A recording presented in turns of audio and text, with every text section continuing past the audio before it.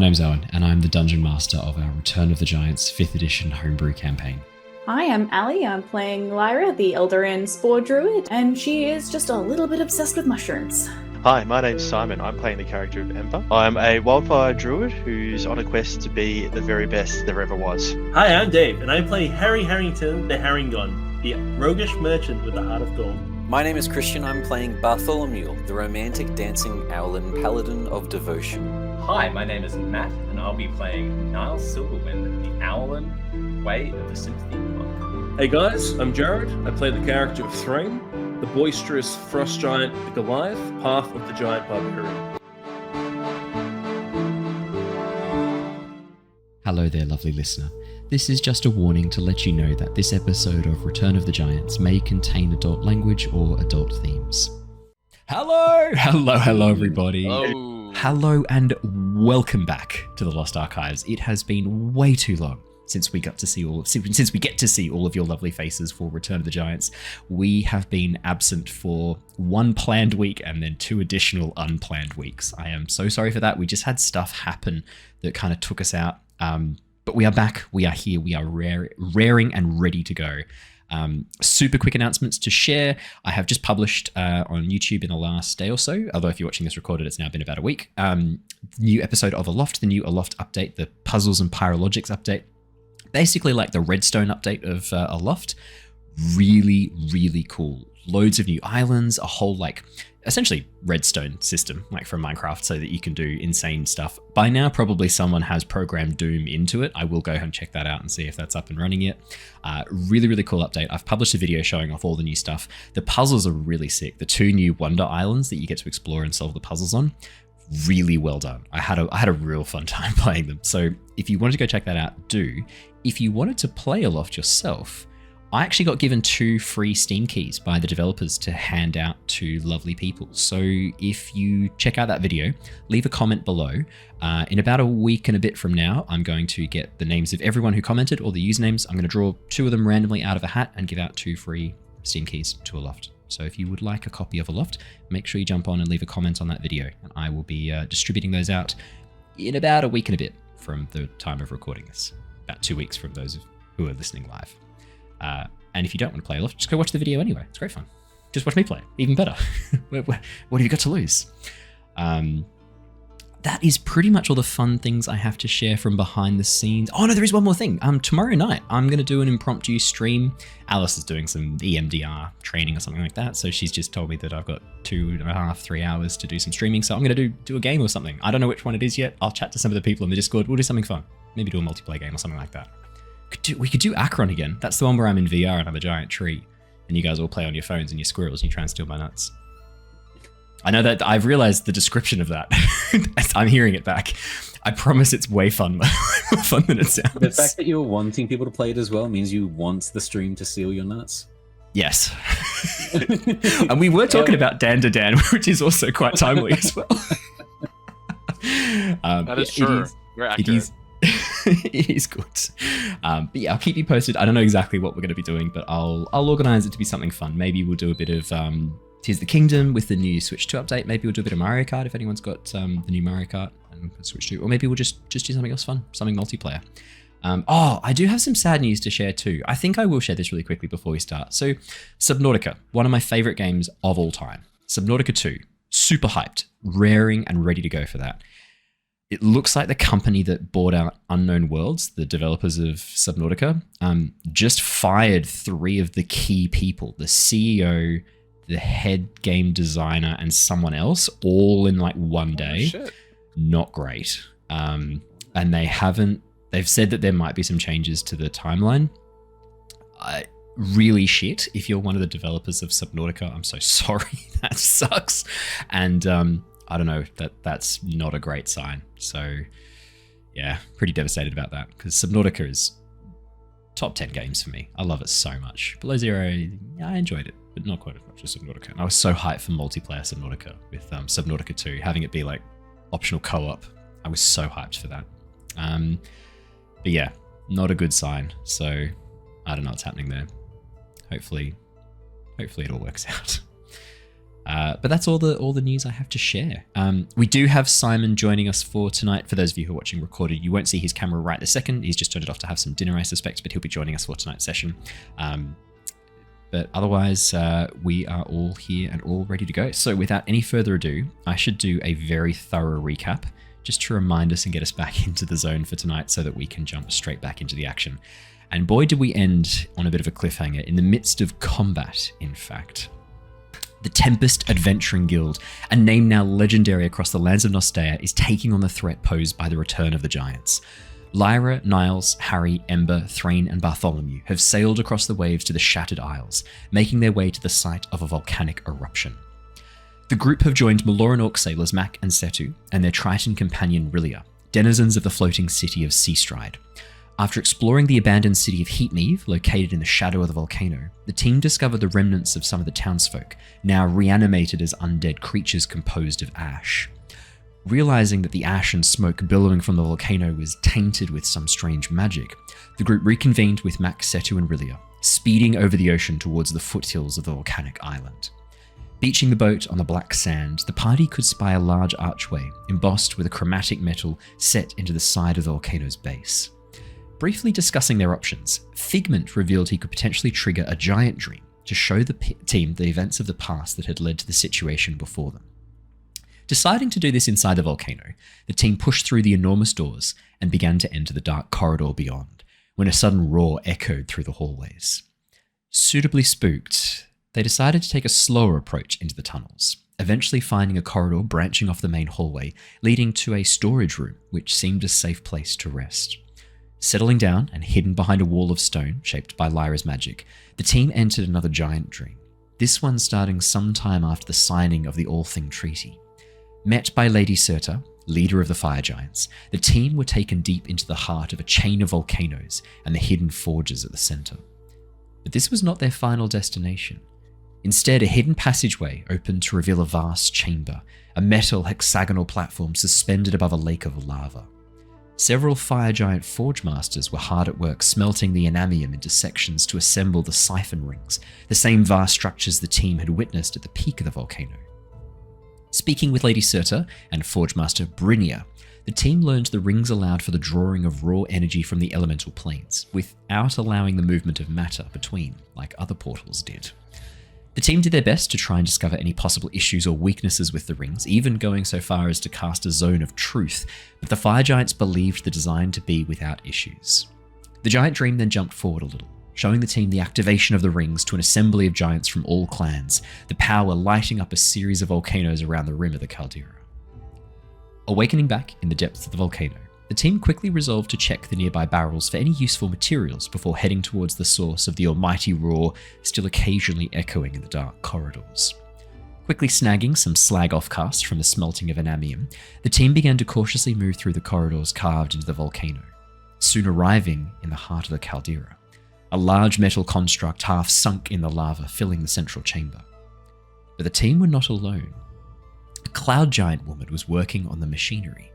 Quickly discussing their best approach, the group decided to try diplomacy first, striding out to speak with the cloud giant, but instead, where she once stood was now a large fire giant man. Able to bluff their way into a position of some trust, the illusion was dispelled, revealing the cloud giant once more, who had taken on the guise of the fire giant. Claiming to be interested in ceasing the eruption of the volcano, the Cloud Giant requested the party explore the volcano in search of a large gemstone wrapped in wires, and to return to her immediately upon locating it. Making their way to the floor above, the group soon found themselves in a partially destroyed workshop, the charred body of a long-dead fire giant draped over an advanced-looking forge. Approaching the body to investigate, the group was startled when the corpse exploded into flame, a large creature made of fire and magma rising from the body and melting the nearby metal into armor. Fighting for their lives against the Magma Myrmidon, we left off last session as Lyra unleashed a stream of water over the fiery monster, steam exploding around its form as Ember wreathed it in fairy fire. That is where we left off last week. We are going to be jumping straight back in the midst of combat, which means I have to put on some more epic music for our combat right now. Ember, you have just cast Fairy Fire as the last and lowest initiative in the team, only getting 20. your initiative roll. Really quite sad, quite low. Yeah, rookie Very numbers. disappointing. Yeah. I rolled very poorly for you last session. You were able to wreath this lava myrmidon in fire. To paint the scene for you, the map that you have is not 100% accurate. I've used this more for like cool looks rather than a perfect one-to-one scale of where you are. Imagine a vast floor littered with this dark sort of grey ash, a workshop. Walls having been half erected all the way around, creating these sort of like hexagonal spaces between this vast open chamber in the middle. You're currently in one of these hexagonal spaces. The massive anvil and forge around you are set into the wall and partially into the floor. Once had the body of a fire giant, desiccated and partly burned, draped over it. But as soon as, I think it was Lyra approached to have a bit of a closer look, the body burst into flame, this creature of fire and lava pulling itself free and melting part of the forge to form itself armor made of metal wrapped around its body. The initial stages of the fight were mostly about keeping a bit of distance. Ember, you've seen now both Bart and Niles take damage from hitting this thing. Anyone who's too close to it and strikes it is burned. This thing is wreathed in fire, the air around it scorched. However, the last sort of thing that happened as Lyra unleashed her decanter of endless water, this blast Tidal of... wave. What was that? Tidal wave. Tidal... Oh, it wasn't decanter of endless water, it was tidal wave. No, it was tidal wave because at the end of that session I offered to pass on the decanter to Ember. Not sure if That's right. they had Apologies. spells. You are correct. It is tidal wave. Sorry. As you cast tidal wave... No, thank you for the correction. As you cast tidal wave, the water striking into this creature, you watch this part of it seem to harden, becoming almost like solid and set, and this cloud of steam exploding around it. Not enough to obscure the area, but enough that it is now lightly obscured inside that zone that you can see on the map. Speaking of, let's come across the map. And then, Ember, I had you quickly do Fairy Fire just to give the team advantage as they were making their attacks. We are going to jump straight back into combat, and at the top of the round, it is Niles. Oh, yeah. That's great. My Roll20 is still loading in because my computer is ancient. That's okay. That's all okay. You are currently... I can paint the scene for you. You are currently about 35 feet away from the creature, straight back, having taken a bit of a step back after your series of punches and stunning it. You'd done a stunning strike, which had allowed Bart to get some pretty brutal hits in last session. Yeah. Is it still stunned? I think it's until the end of his turn, right? Yeah. Yeah, it's still stunned. That's good. Yes. Cool. And I think I did also take an action to, I guess, take half damage from the fire, I think? You did, yeah. So you did synchronize. It was synchronized, I think, to... the Way of Sympathy, or the Warrior of Sympathy monk feature, Synchronize, which allows you to pick a type of attack and gain a resistance to it. So for this one, you've taken fire resistance, which I think is pretty fair. That's pretty fair. Which will help me because with the 35 movement, I will move 35 feet in towards it and will attack it with an unarmed strike. I'm going to just roll on my Roll20 that... not Roll20. My D&D Beyond that is working. It should come through. Results. Yeah, if you've got... as long as you've got the D&D Beyond open with Beyond 20, it should still come through, I think. Okay. Well, maybe I rolled a 1. Oh dear.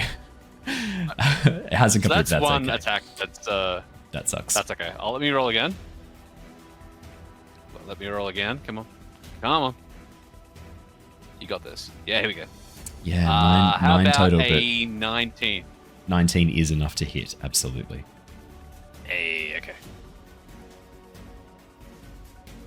That's going to be for 9 points of damage. Yay. 9 points of damage. And I will opt to make these attacks force damage if it does make a difference. I'm not just punching with my fists. I am imbuing them with a little bit of force to try and, That does make a difference. the surface of its skin and body, the parts that have been exposed to that tidal wave from Lyra's magic, have hardened. You can see the flesh has begun to form these like cracks and rivets as the lava beneath begins to try and break through. But as you strike with force damage, it would have been bludgeoning damage. Oh no, it would have been slashing damage because of your claw. So yeah, switching it to force is definitely good in this situation. As you switch to force damage, the concussive blows seem to crack that surface skin even more, and you watch as large chunks of this creature begin to break off, including parts of its armor, which had been superheated and then super cooled rapidly, causing a brittle web of like almost like this sequence of spider web like cracks to move over the surface of the armor as it is made far more brittle. Amazing. Very nice. I like to imagine when I am using my empowered strikes for those playing at home, that rather than actually contacting, it's more like the movement, the actual action of punching is like punching so quickly that like it's causing like a concussive like almost like air, but it's like in the form of like a force like coming out from that strike. Amazing. Very monk-esque, I think. I love that. Yeah, that's cool. awesome. I'm going to use a focus point, and I'm going to do some more attacks. Very nice. That's a 14. That probably misses. 14 does miss, unfortunately. That's all right. Whoa! For my final attack, that's going to be a 16. 16 is enough to hit as the armor has been That's damaged. lucky. Incredible. That's going to be for another. It's pretty good. 13 points of force damage. Nice.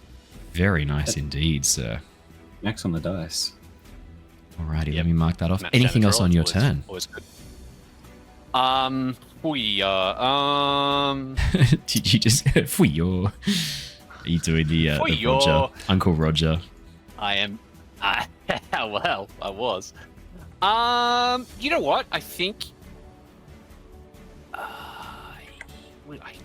As much as I don't love being right next to a creature that's clearly on fire, I do have a resistance to fire at the moment. So I was planning on running away, but I think I will actually stay and see if I can keep up with the heat. Fantastic. Now you have made melee attacks within range of this creature, so it is going to Totally fine. deal. Oh shit! Sorry about that. 10 points of fire damage. Hey, that's halved, so that's only 5 points of damage for Niles. Not bad. Next Totally up in the fine. initiative order, Bartholomew of the Liang clan. Yes. Look, I'll turn Oh wait, towards was he Niles. stunned? Yes. He wouldn't have been any more unless No, you did it's- another strike. Yeah, unless you did a Oh, summon okay, strike. it's fine then. Don't worry. Never mind. All good. Carry on. Oh, but you would have had advantage, so because of the fairy fire. Do you want to quickly roll in case you got a crit? Can I ask Yep. that? Yeah. Yeah. Oh yeah. Shit. Oops. Well, let me just roll. There's real only quick. one attack that missed, bunch. but roll 3. I can roll 3d20s for you if you there like was now, and we'll see if any of them. two Were. attacks. I missed the first hit. That was a 1. Oh, you did too. Do you want to roll that first hit again, and I can roll 2 additional d20s for you to see if you got a crit? Or roll 1 additional d20 for the attack that did hit, just in case it gets a crit. I only got a 14, Yeah. sorry. So I re-rolled Just roll 2 more the attacks. 1. That's Yeah. 12. Yeah, 12 wouldn't have hit. Oh no, it was a 20, not natural. Oh, that'll hit. Yeah, sorry. Yes, 20 unnatural will hit. Would you like to deal the additional damage? Yes, I would like to deal the additional damage. I thought you might. That's extra 10 points of force damage. 10 points of force damage. I will mark that off. Very, very nice. Thank you, Simon. I forgot about the fairy fire. I mean, I did it without even thinking about it. Through Owen. It's already there. What can I say? Amazing. Cool. Bartholomew. I was going to take the passive route, but I had forgotten about the fairy fire, and I want to take advantage of that. We can move through an ally square, correct? Yeah, yeah, Non-obstructed? for sure. Okay, Yep. perfect.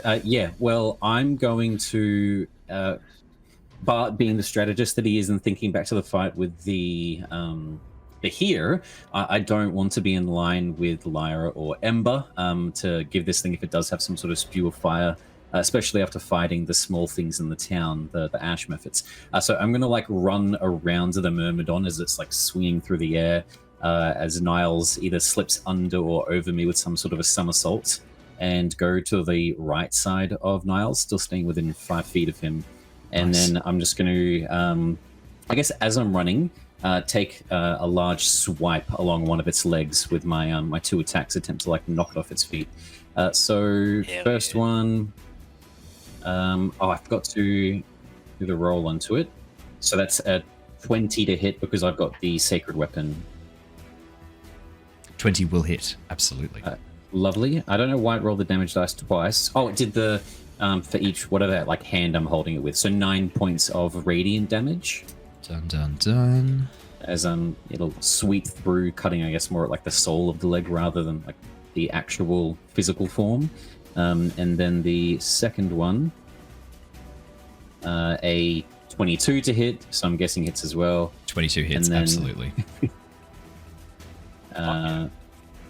6 points of radiant damage.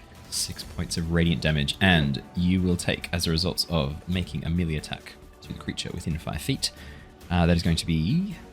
Oh, sorry, that is going to be 11 points of fire damage. I think I've still have... No, that's fine. I didn't have a spell for bonus action because I'm trying to save my final spell slot for a command in case we need it with the air giant. So instead, as the fire sort of sprays against myself, I'm going to try to hold it up with one hand, and I'll use 10 points of lay on hands just to cleanse some of the fire damage. Nice. Alrighty. And that'll be my turn. Harry is going to make 2 ranged attacks against this creature. Given that is his whole thing, he is also going to bonus action hide. So he will be making these attacks with his sneak attack bonus, most likely. Let me just grab that open and roll that attack. What was that? Oh, you said very cool. Oh, thank you. Sorry, I'm trying to like find Harry's thing. Oh no, it's just because I was worried I'd missed something because I was just trying to double check exactly how many shots Harry gets. I'm pretty sure he gets the 2 shots, but I just wanted to double check. Yes, 2. Yeah. Cool. Oh, he could do sneak attack. He's got some special sneak attacks that he's not done. Sneak attack poison, sneak attack trip, or sneak attack withdraw. Harry's not been using his special sneak attacks. Ooh. Right, let's do 2 attacks. He's got advantage, fun. so I'll roll these. Is that what he gets for being a swashbuckler? It's just high-level rogue now. High-level rogue. Does it require a bonus action? Because oftentimes he's trying to hide on his turns quite a lot, but with Fairy Fire, he doesn't need to do that. No, okay. Sneak attack, withdraw. Immediately after the attack, you move up to half your speed without provoking opportunity attacks. For poison, you just add toxin, forcing it to make a con save. Sneak attack, trip. Cool. Yeah, nice. It's easy. You can just do these. They're almost like maneuvers for the Battlemaster. They are a lot like maneuvers for the Battlemaster, which I quite like. Does it forego the sneak attack damage for that other bonus? Yes, you forego the sneak attack bonus, yeah. So the first attack is an 11 with advantage, which is not so great. The second attack is 25, which will hit. That's going to be 5 piercing and 13 sneak attack.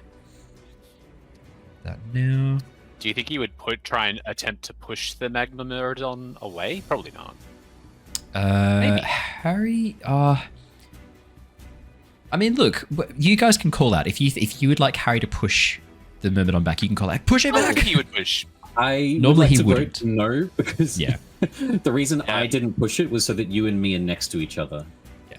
I figured that might be the case. No, I agree with that. If it does like some sort of like a ranged attack, then our interceptions and everything, or my interception isn't going to matter for shit.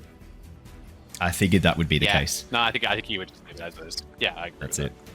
And Harry then ducks and disappears, trying to hide again. Let's do a quick sneak attack. Sneak attack. Do a quick stealth. See how he goes. 14 is not so crash hot. Sorry, Harry. I am not rolling well for you tonight in Dave's absence. My apologies. The Magma Myrmidon. It's taken a few hits, and you guys have formed a really nice line. The Magma Myrmidon is going to drop to the ground, rise up in a wave, the armor pulling back as it forms into this wave of magma, and then shoots forwards. 5, 10, 15, 20, 25, 30, 5, 10, 15, 20, 25. Okay, so it's going to strike Bart, Niles, Harry, and Ember, and Flicker. Lyra, you're the only one who's far enough away back from this. Could I please have dexterity saves from Bart, Niles, Harry, Ember, and Flicker? Niles, don't forget your lovely aura. Aura of protection does come in handy. That's a here, +5, sure. right? Oh, +4. +4. 21 on mine. Amazing roll, my paladin. 18 for Harry's not bad. 15 for Ember's not ideal, and I will need one for Flicker too. Sorry. Nat 20, baby. Hey. I just that's out of the way. 28 plus my full 32. Yeah, it's it's 5, right? So it's 33.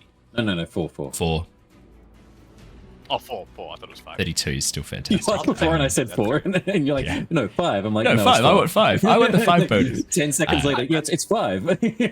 19 for I'm pretty sure Flicker. it's 5. 19 for Flicker is really good. That is fantastic. So, this is going to be... Okay, those of you who failed, so that is only Ember. Probably the best person to fail, given that this is fire damage and you are resistant to fire damage. 21 points of fire damage, halved on a pass to 10. For Ember, it's just 10 for you because even though you failed, you're resistant to fire damage. Yep. Okay. So did you say on a fail as well, you still cop 10, was it? For... only because you're resistant to fire damage. Oh, no, sorry, I meant for Flicker, if I was calculating that one. Flicker passed. 19 is a pass for Flicker. Yep. Perfect. 16 was the DC to pass, so you only just failed, mate. It was so close.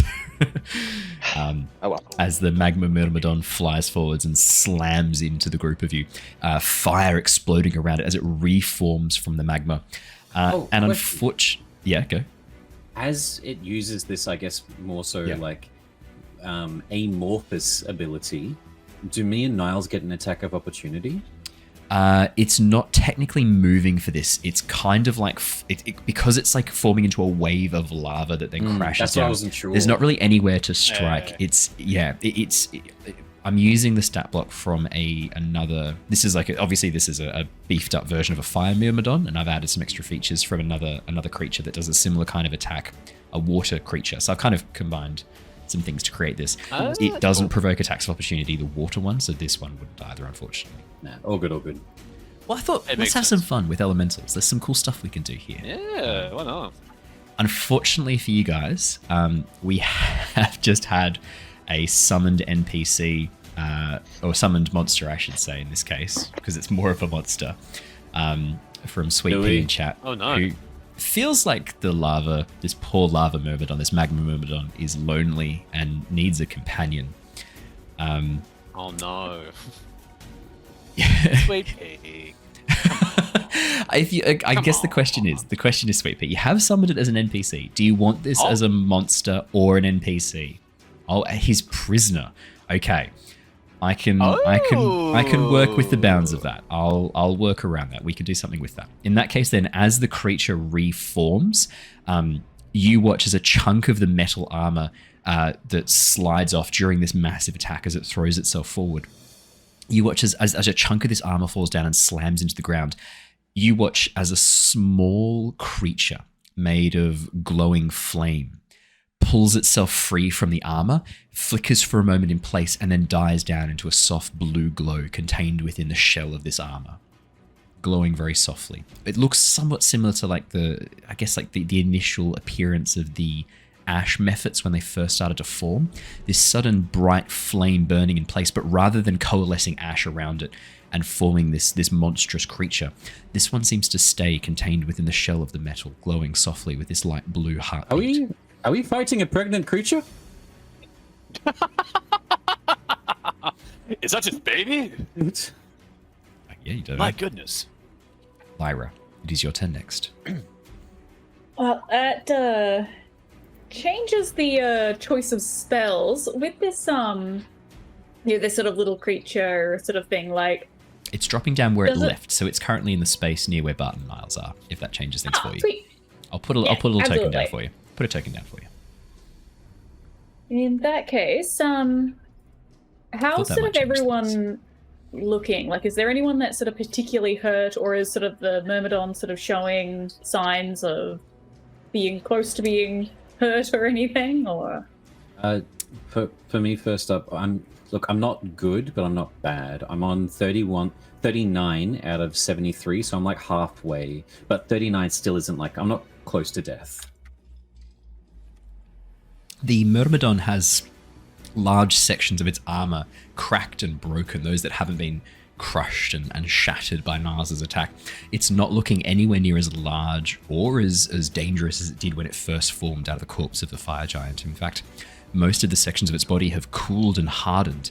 It's looking not very happy, shall we say. If that changes things for you. Real 50-50. I think I'm gonna chuck a starry whip at it, sort of pulling out sort of a ethereal mycelium-like whip. I'm gonna sort of just try and take a crack at it. See if I get lucky with the fairy fire and everything that it's under. I don't know why it's rolled everything at once. Okay, I found a token for it. Natural 20. That is a crit. Thank you, Ember! Ember, that clutch fairy fire at the end of last session's coming in so strong. No, I know. This is Such a good decision. Well, I had the way I roleplayed it for Ember. Ember's looking at this creature on fire. I sort of had him look down as like flame flickered in his hands from it. And he's like, "This isn't going to work." Yep, that's exactly the train of thought I'm having right now. So natural 20. Let's deal some damage, and that is absolutely a crit. Yeah. All right. I think I rolled the damage accidentally in that first one, so that's fine. So 14 plus an additional 16 damage. So 30 damage, my friend. Hell yeah. 30 radiant damage too, I might add. Sorry, Wisp. That's nice. Talk me through. How does your starry wisp kind of work? What does it look like when you do it? Yeah, so just because I continuously keep misreading it as starry whip instead of whip, it's I'm imagining like, she sort of initially pulled it out of a book that she's just sort of skimming through. She's like, a whip, okay, I can work with that. Yep. But yeah, it's probably equal parts just sort of that part of the imagination. It's gotten stuck, it's an earworm, so it is very whip-like in appearance. So she's like red, she's like, starry, okay, well I'm thinking sort of like the phospholuminescent sort of glow that nice. Some sort of cave-dwelling mushrooms might be able to do. Not just cave-dwelling, there's a lot of fungus that bioluminesce. There's a lot of them. Loads and loads and loads. Some of the bracket fungus we have here in Queensland bioluminesce at certain times of the year. It's a very common occurrence in fungi. Yeah. There's your botany lesson for today. Why not? I went out to go see them. It was really cool. I'll have to try and find some nearby sometime. Yeah. But so rather than starry like sort of the night sky, it's probably more luminescent, like the glowing sort of reflecting spores. off the lava and the fire. Little drops of spores along the way, sort of glittering. And probably trying to tear more and more chunks off this armor if I can. Like if I'm sort of aiming for anything in particular. I did consider the head, like, I wonder if I can get that off it. No, I think I'm being a little bit too much there. So yeah, trying to pull some chunks off the armor. Yeah. I was thinking of like a circle of stars druid, it'd almost be like pointing up the constellations, and as you trace them with your finger, you watch as this like mote of light, like a single blast moonbeam just drops down onto the creature. But for you, I love the ideas of these spores that you kind of scatter into the air, and as they do, they start to glow and form together. And by the time they strike the creature, they're glowing with such radiance that each single hit breaks off a tiny chunk of it around. It's this like, as you said, whip-like. This as you throw it, it's like this long arc of spores that fly from your hands over towards this creature. Yeah, I mean, 30 damage. You watch as the spores, it's not necessarily even just the radiant damage. The spores themselves, as they strike into the creature and release that held energy within them, the damage that you've done with the wave, the tidal wave to cool it down, Niles' continued punches have created all these tiny cracks and crevices in the body of the creature that has begun to harden. And as these spores land in these tiny little crevices and detonate, You watch as large chunks of this creature are blown off. It is looking very hurt. I think, just in case, I think I'm going to chuck a bonus action healing word over towards Bart. He's sort of standing in sort of the middle of the fire. He's, accidentally hit him with a bit of a steam blast as well in the previous session. Just in case. Yes, my feathers don't feel nice. I don't know how Niles is acting so nonchalant. Niles is weirdly fireproof right now. I feel great. What are you talking about? Yeah. I don't. I really 17 don't. hit points. That is a nice healing word. Holy shit. For a second level? That's not bad for a second level healing word. Well done. 4, a 4, a 4, and a 1 on the dice. That's incredible. Nice. The luck dice are on my side. And then I'm probably gonna. I'm using up all the bad rolls on Harry, apparently. 1, 2. Yeah, as you move back away. That's very fair. Yeah. I'm like, just in case. I think I pissed it off. I fully respect that. Ember, it is your turn, my friend. As a guy standing in front of a big fire thing, and I mostly cast fire, it's not how much I'm going to do. So, being right, is it just me and Harry that's right next to the creature at the moment? Yeah, it is just the two of you. Cool. So I'll probably move that 10 feet-ish, or whatever it is, Flicker and I want to use my fiery teleport to move us 15 feet away. 100%.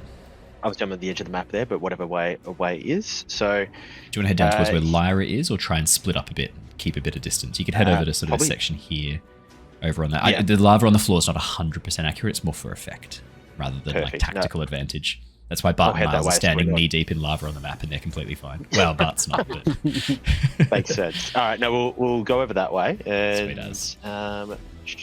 So it's a dex saving throw for him. And he it is fire damage though, right? But I've got elemental. Oh, you do. Good. Yeah. This will be very funny if you kill this with. What's the DC? The DC is a It's so borderline, I reckon. It's going to be 15, I think it is. Oh, it's a 14! That's a fail. I knew it was going to be close. How much damage? So funny. So it's 1d6 plus, I think I get a d8 when I'm doing any kind of fire damage with my wildfire spirits. So did you overcome resistance to fire damage? Yep, this is going to be interesting. I do. So 1d6, that's only 2. Damage, and then a d8. That's 10 fire damage. That's exactly how much health it had left. That is precisely its remaining hit points. How would you like to do this? What does this look like? Because the creature, as you kind of like disappear in fire, there's a moment of arrogance etched across this creature's face. The skull that it's kind of formed from metal, the face that's formed from fire inside this helmet, you can see the vague outline of these almost humanoid features, angular and slightly alien, but humanoid. And as it sneers at the little piddly burst of your fire, talk me through what's different about your fire. What do we see in this moment as it kind of overcomes the resistance? So I mean, like I imagine for the teleportation, it's just like it's kind of like a magician, when they throw down the little smoke pellet, kind of like that. Like he's got like he's got little fire seed. It's the fiery seed that he is. You grab the fiery seed. That's so great. I imagine engulfs him, that disappears and pops up somewhere else, and depending on which way we're facing him, we've gone the opposite way. So I don't know if I'd even be facing him when we come back out. Depending, I mean, Flicker might be, but for you, it's like the cool walking away from the explosion, but the teleportation equivalent of it, as you just appear and the explosion happens behind you. You watch as the flames burn across this creature. It's been cooled down. The armor has been cooled down to such a level now that the sudden burst of heat shatters the armor. It has been superheated, super cooled, and now heated once again. You watch as the helmet, you hear this crack echo through the stone halls around you, and you watch as a section of the helmet across the eye snaps and drops, and as it does so, the energy holding this elemental together seems to dissipate. You watch as it struggles to maintain form, as one by one, sections of the armor break and drop to the ground, piece by piece, as this thing falls apart. And as it does so, as the energy burns and dissipates away to nothingness, you watch as the blue glow inside that little fragmented piece of metal slowly begins to grow brighter and brighter, until you see, nestled in this almost like a nest almost of metal from the broken pieces of armor, you see a small figure made of blue flame rising from the armor itself, about the size of a halfling, angular features, not unlike the Mephits. I will have my blade pointed up towards it, just because we've had nothing but fighting so far. You watch as soon as you spin your sword towards it, its hands go straight up in the air, partially transparent, partially translucent, made from this glowing blue flame. It immediately raises its hand. Does anyone speak Primordial? No, unfortunately not. I think we went over this, and it's just Thrain. I think it's just Thrain. It's just Thrain. That is very unfortunate. As it speaks Primordial,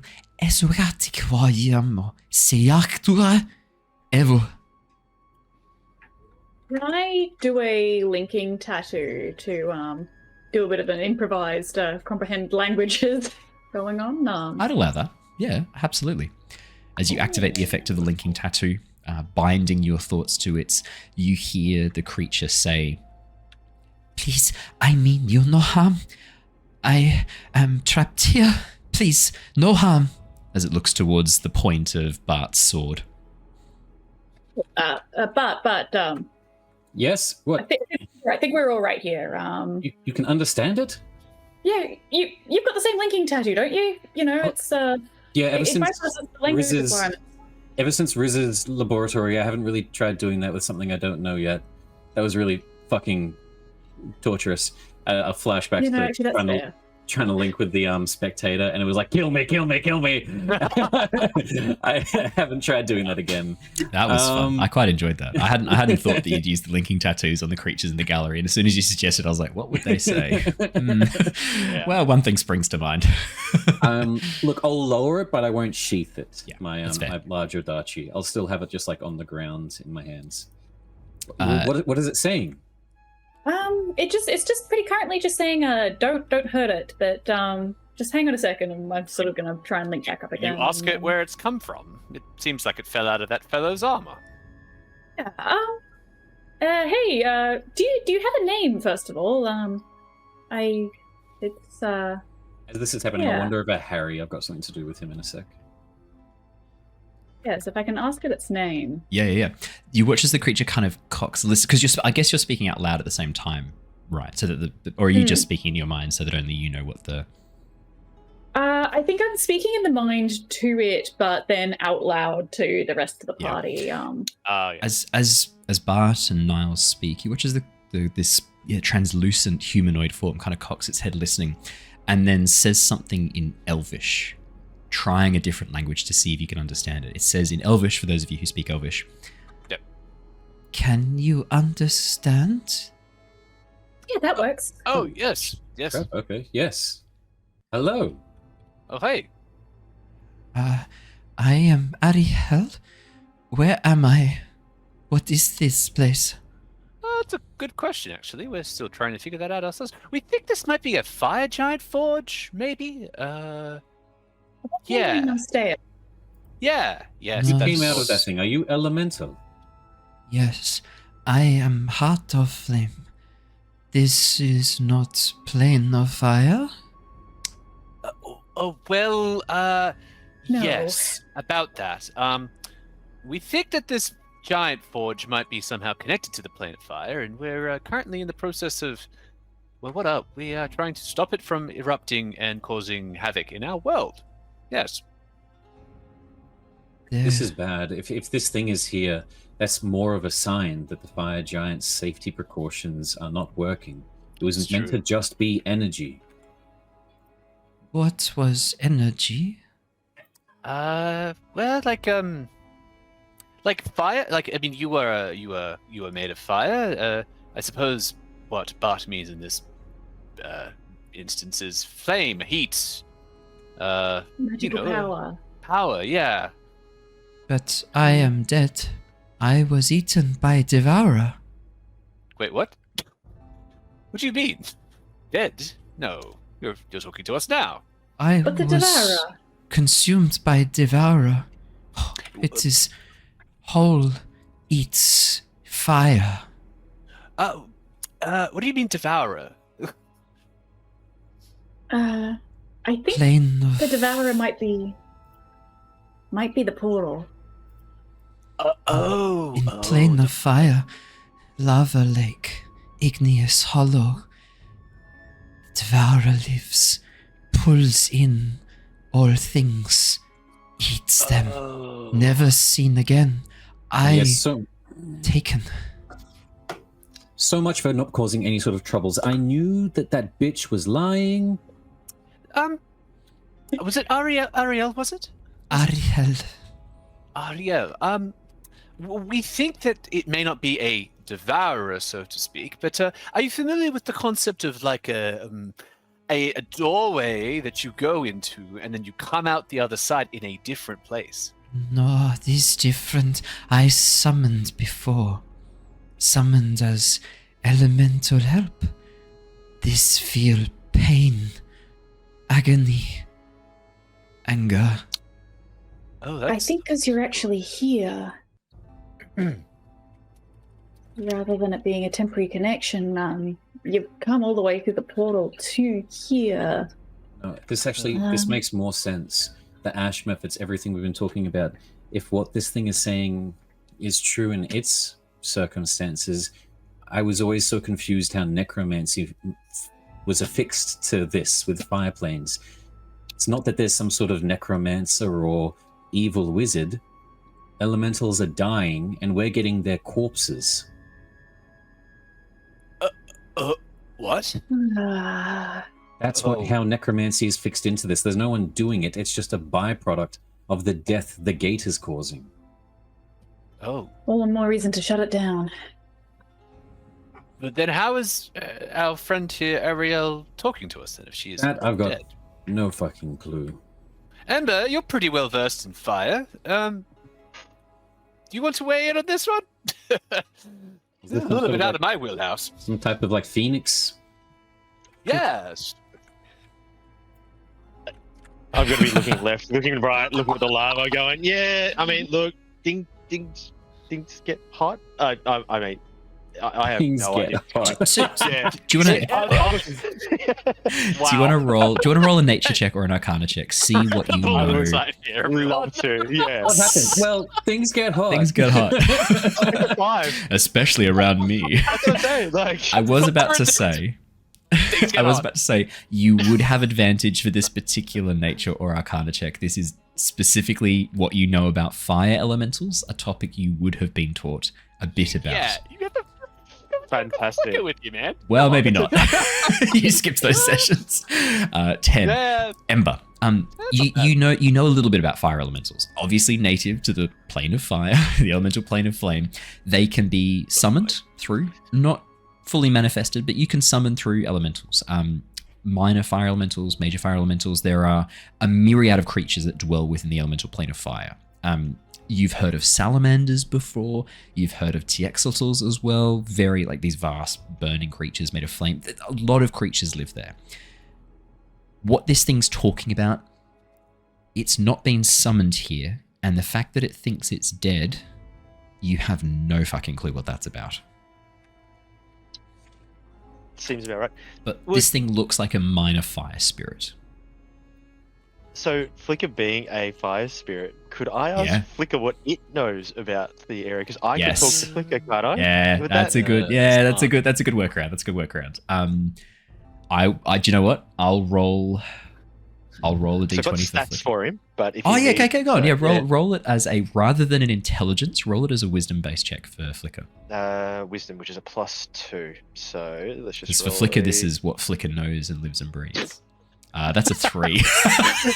Flicker. So here's what happens. Here's what happens.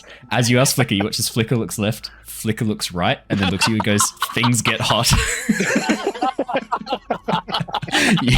you get you feel Flicker kind of fluffs her feathers a little bit, and the temperature increases very slightly around Flicker. Things so get hot. Yeah, look, guys, I wasn't paying that much attention when it came to classes on elementals and things like that. I was just too excited by having one of my own. So. But you have Flicker. You have an elemental in your. Never mind.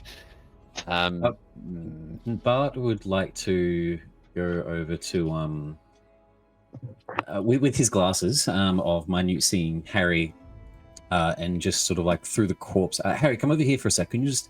I'm going to give you a bit of a helping hand. I feel like you'll have a better eye than me. Yeah, I've got two pretty good eyes, actually, and a heart of gold. I'm wondering if... They're very funny. Harry, lock in. Time to lock in. Okay. Yep, I'm focused. I'm just checking my stats. It's all good.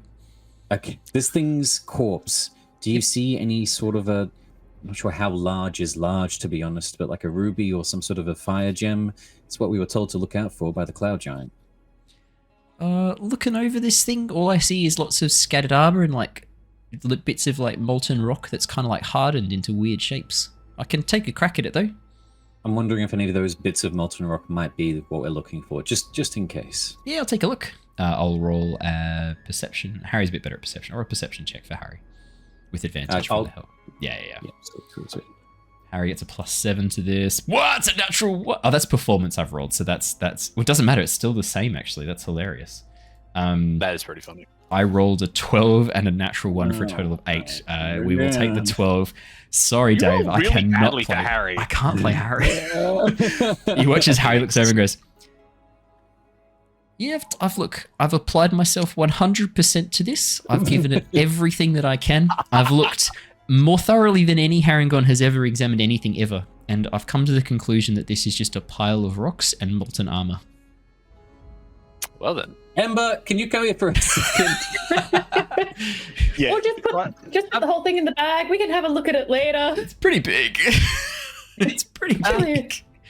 Aria, maybe, Aria, you said you're feeling pain? Is that right? Is there anything we can do to help? Pain. Not anymore. I am dead now. No more pain. Well, no. Well, how do you feel, though? Like, relatively speaking, do you feel... Well, I can't imagine what being dead is like. I've been knocked unconscious before, but how do you feel right now? Do you feel hot? Small. Cold? Small. You can see over the past sort of 5 minutes or so, the fire that's burning in the cradle of this broken section of armor is beginning to die down.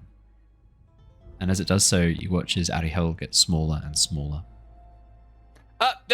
Ember, can we get Ariel some fire, maybe? Yeah. Not to hurt her, though. I don't want you to burn our friend. No, all good. On fire. So I'm going to use my produce flame just to try and stoke the fire a little bit, if I can. Nice. Absolutely. Could you make me a spellcasting check just to see how effective this is? So just as if you're doing a ranged spell attack. Yep, I'll just do produce flame. That's perfect. Yeah, that'll be brilliant. 25. Here we go. He's back. Look, he might not have been paying attention during the elementals class, but if there's one thing our boy can do, it's make it hotter.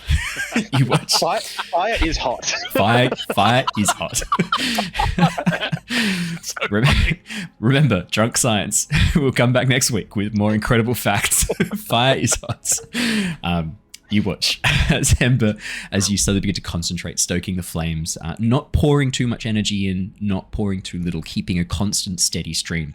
You watch as Arihel begins to grow brighter and brighter.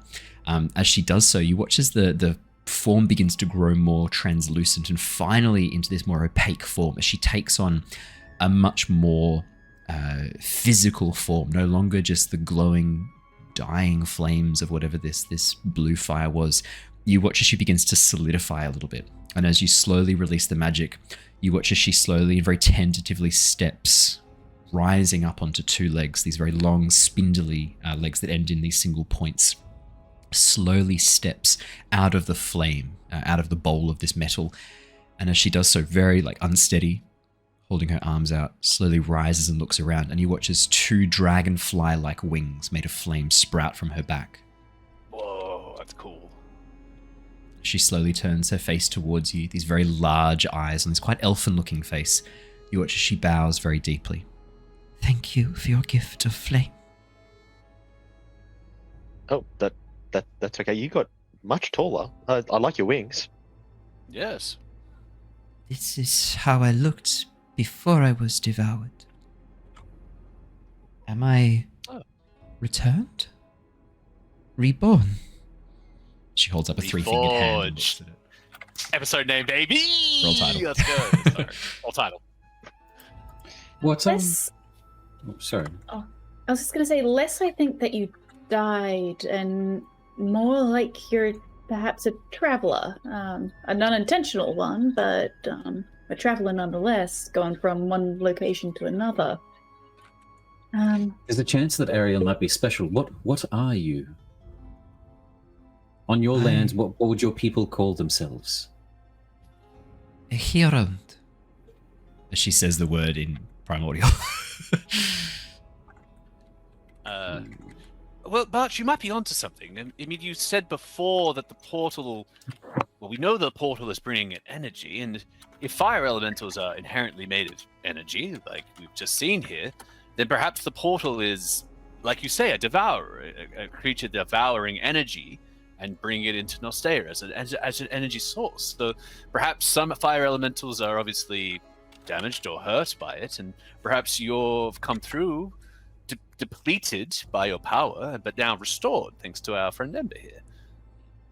The Magma Myrmidon, the creature that you were inside before, Yes.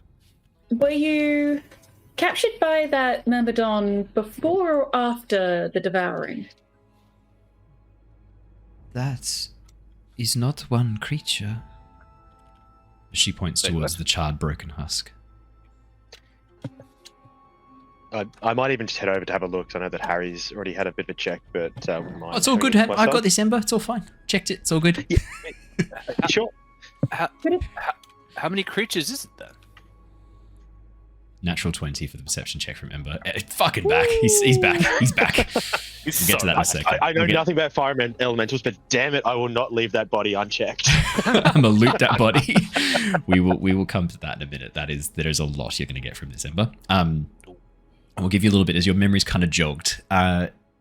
You watch as Ariel sort of pauses and looks and goes, "It is many minor elementals eaten, devoured. This is what they became. Oh. It is their rage, their pain. They burn. They wanted me to burn with them as well. Those words, burn with me. I've heard creatures say that to us in the last few days. We heard him say it to us before he started taking swings. That's right. Yes. Could it be It that is- they protected you somehow on your way through? I was just caught up with them. I did not lose myself, I guess, in the same way they did. I did not wish harm. I accepted my fate. The pain. They did not.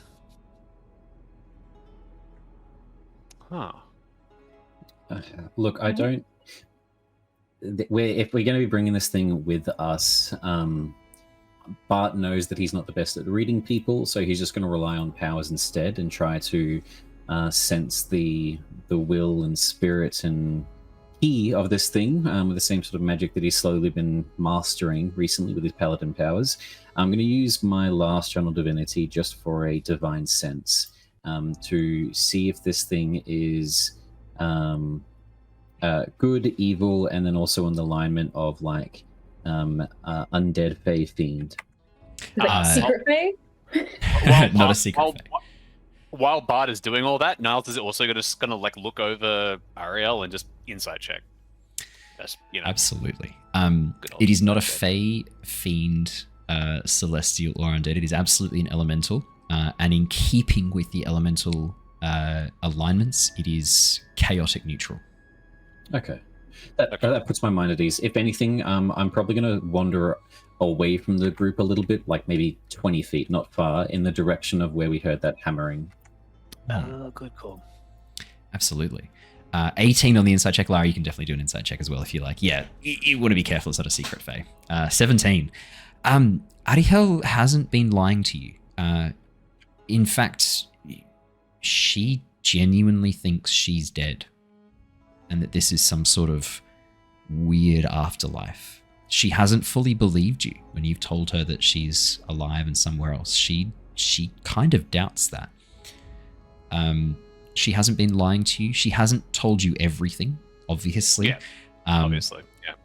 There's definitely more going on here, but that's pretty understandable. She doesn't really know who you guys are and doesn't know if she can trust you. You get the sense that she's unsure, and at the moment she's kind of playing up this kind of innocent, soft-spoken affect a little bit because she's hoping that means you're not going to do anything to her. This is her.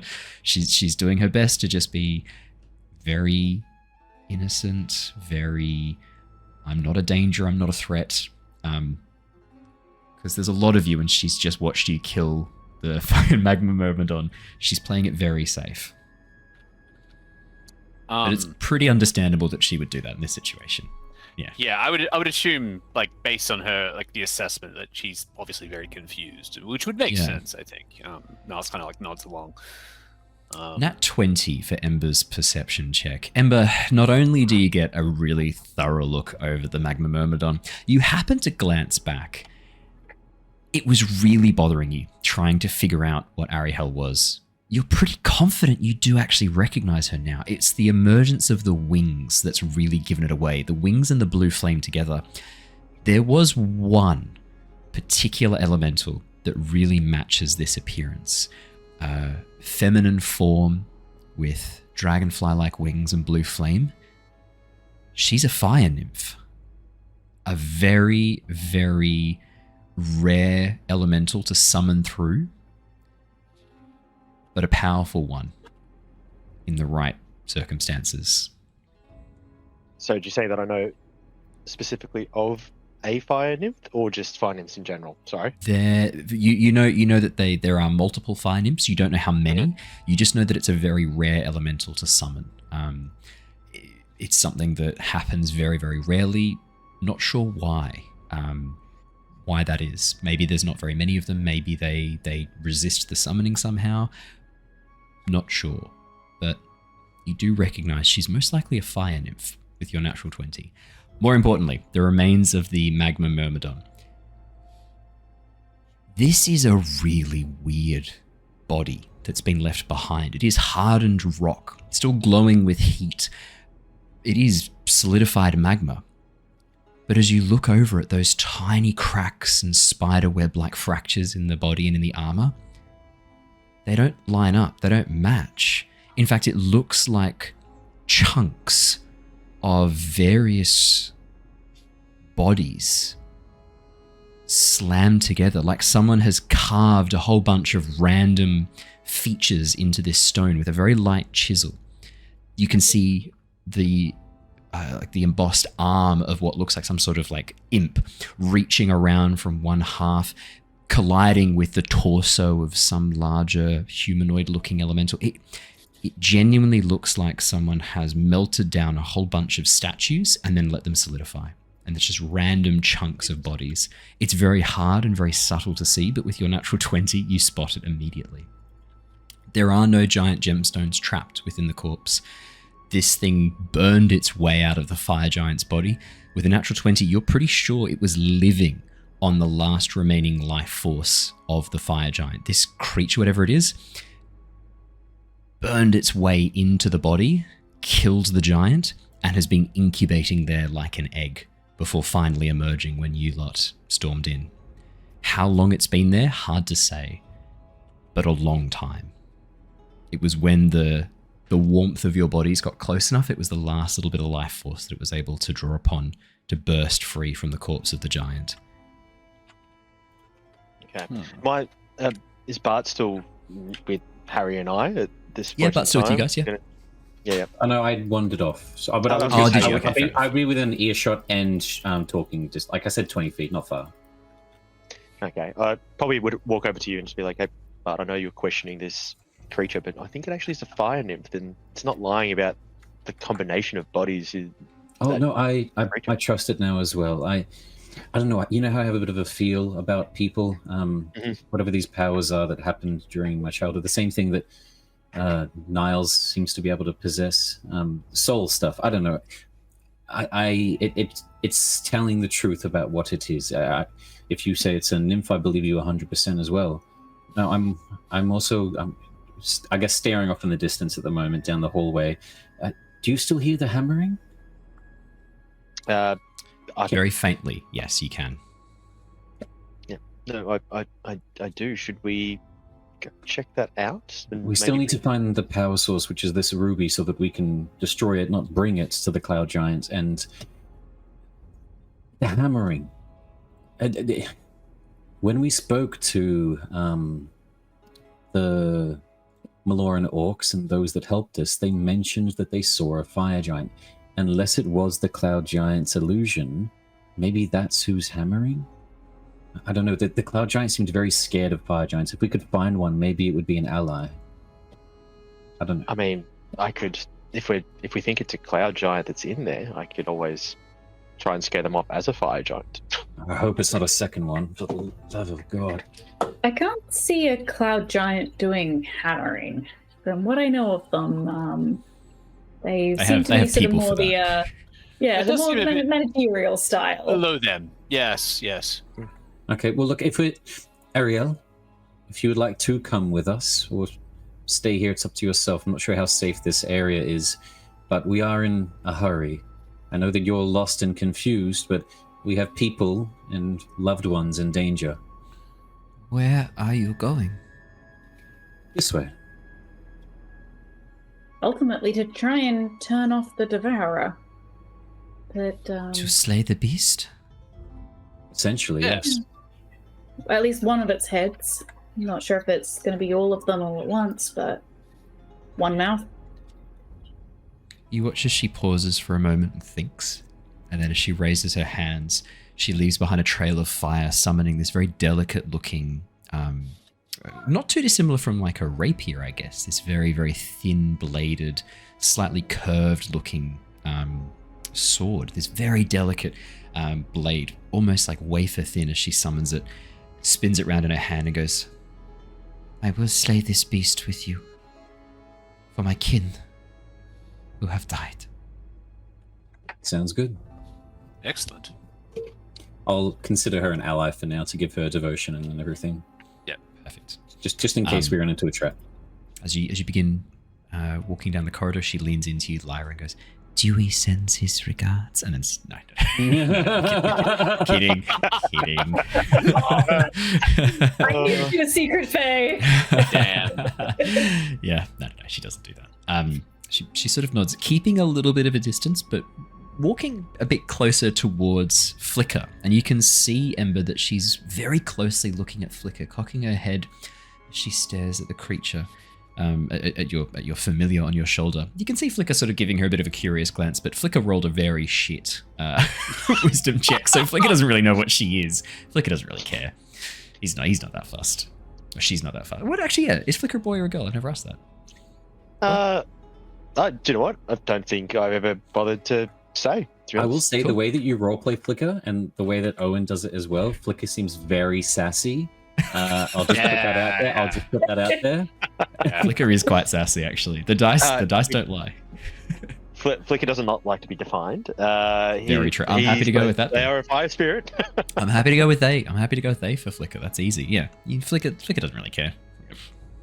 Flicker doesn't care. They don't care. In saying that, if I notice that they're looking, like, does Flicker interest you? Yes, I have never seen a Harrengon up close. What, sorry? A Harrengon. The words. You watch just kind of pauses, searching for the Elvish word. Like Firebird. Oh. Oh. Fair enough. Are these? You've heard about these in the elemental plane? Have you? This is something that Yes. you're familiar with. Yes. Omen of good luck. I mean, they're normally pretty lucky, but only to get me in and out of trouble half the time. But they're getting bigger, actually. I've noticed that Flicker's growing a little bit. So, Yes, Right, this right. flicker, so small. We just talked about what this thing did, being phoenixy. Is Flicker a baby phoenix, Ember? look, fire is hot. I think we've got the quote for the wiki for Ember. Oh, yeah, I love it. yeah. No, I mean, look, but fire is hot. because I'm just trying to think about how I related back to the people that are back in my town, because there are lots of people that have different ones, but Yeah. from the way I've organized the background for my town, at least, there's not that many large ones. So No. Flicker Getting any bigger than this would be. Yeah. Mm. Most fire spirits I've get got- about the size of a dog or a cat. Flicker's already bigger than any fire spirit you've seen before, and that's all happened in the last sort of 3 or 4 weeks. Flicker's definitely growing bigger. I have a question. Mm. Are phoenixes like a creature in Nostea that we? Yes. Yeah. So you would. Yeah. I mean, phoenixes are creatures of legend. It is. I mean, it's kind of thought that they're extinct in Nostea. They haven't been seen in a very, very long time. A red bird that is good luck when you see it. You've got Ho-Oh as your pet. Yeah. That's Pretty what much. that's what Flicker's based on. That was what the Yeah. that was the inspiration for Flicker's design. I That's actually sick. used a bit of Ho and Lugia in the design. So the tail and that little section there, along with the head, is from Lugia, and then I've used the wings from Ho. So I kind of tried to sort of combine the gold, silver, That's awesome. legendaries a little bit. Just to check, the last time I remember us talking about Flicker, we haven't really talked about size other than Flicker looking like a bird, but saying that Flicker's the largest that Ember's probably seen now, most being a dog or a cat, is Flicker like an eagle-sized bird? How big is Flicker? So the artwork scale is pretty spot on. So Ember, you're what, 6'3", 6'4"? You're pretty tall. Yeah. It's a Firbolg.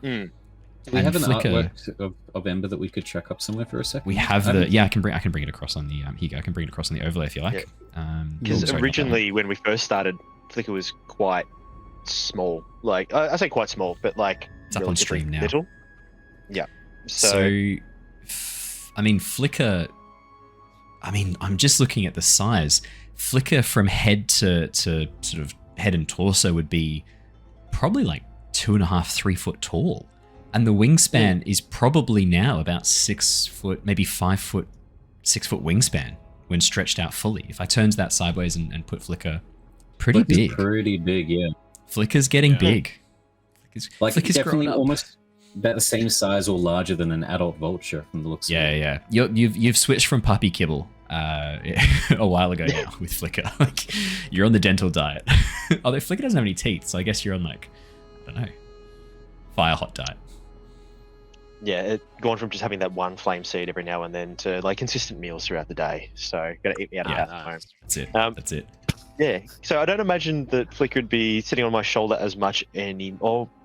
Well, the strange trying thing to, is, but- even though Flicker's larger, they're Mm. not that much heavier. I mean, Flicker's semi. You know that there's magic shit going on with Flicker. Mm. The fact that Flicker can teleport, is sometimes incorporeal and takes on a fiery kind of form. Flicker doesn't make a lot of sense, and Flicker is much lighter than they should be. More than just hollow bones that birds have. Flicker is much lighter than they should be. So Flicker can comfortably perch on your shoulder, Ember, nuzzle up to you, and still, I mean, it feels like maybe 4 or 5 kilos on your shoulder tops. Fantastic. I think Lyra raises a good point. I know, I saw that in Niles- the chat. Lyra, raise it, say it, Lyra. Say it out loud. Yeah, you should say it. Hill? Sorry, I'm not sure if I Hill. got the pronunciation. But how did you learn Elvish?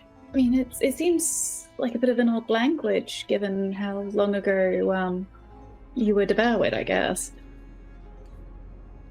I was devoured maybe a week less.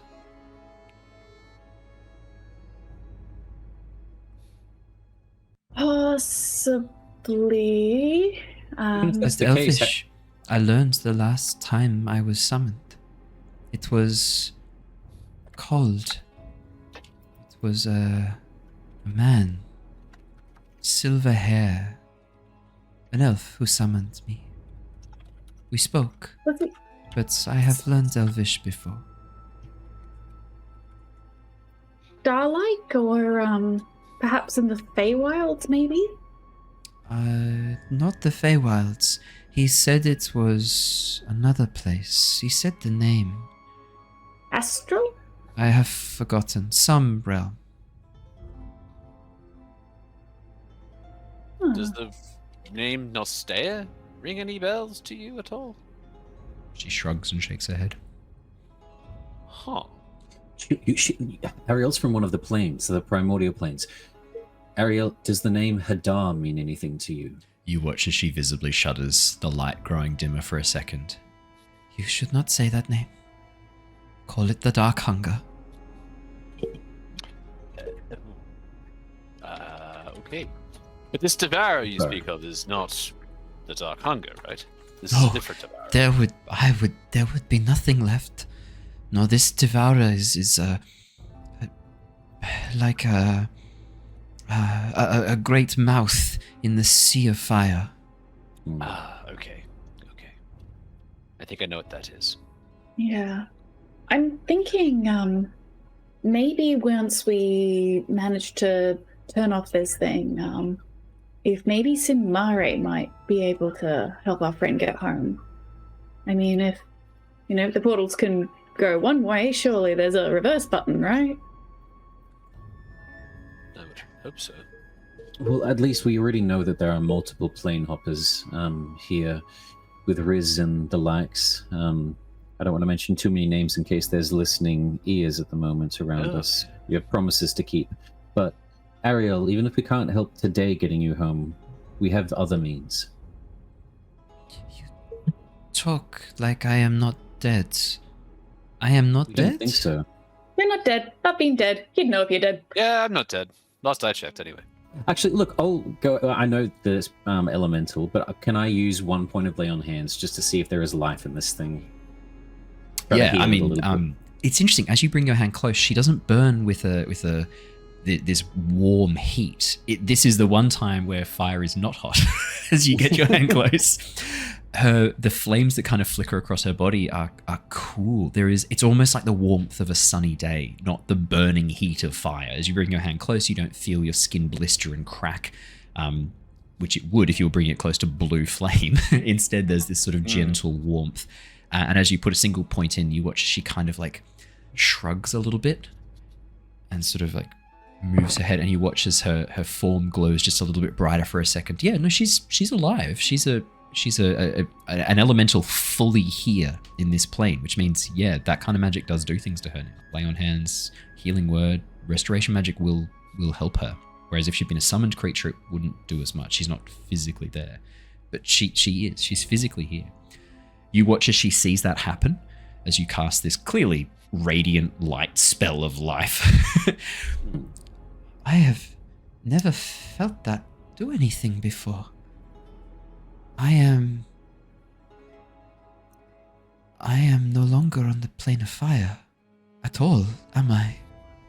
I am here. No. Yes. Yeah, this doesn't seem to be a summoning. This seems to be a full transportation.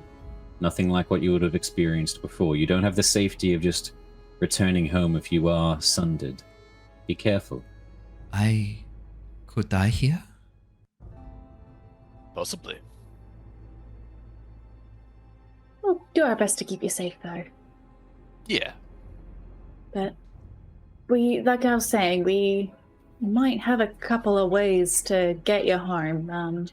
It could take us a little while, but Yes, you might have to stick with us for a little bit. Not sure who summoned you in the past, but you can trust us. I will trust. You have helped, and you have Firebird, you are trustworthy. You have earned trust of Firebird. I will trust. Okay. Bart's gonna actually, before heading forward, turn to my lovely druids. I'm still feeling fucked up. Before we go and maybe confront a fire giant, does someone want to give me a little bit of a booster? Yeah, let's see if I can top you up a little bit. Okay.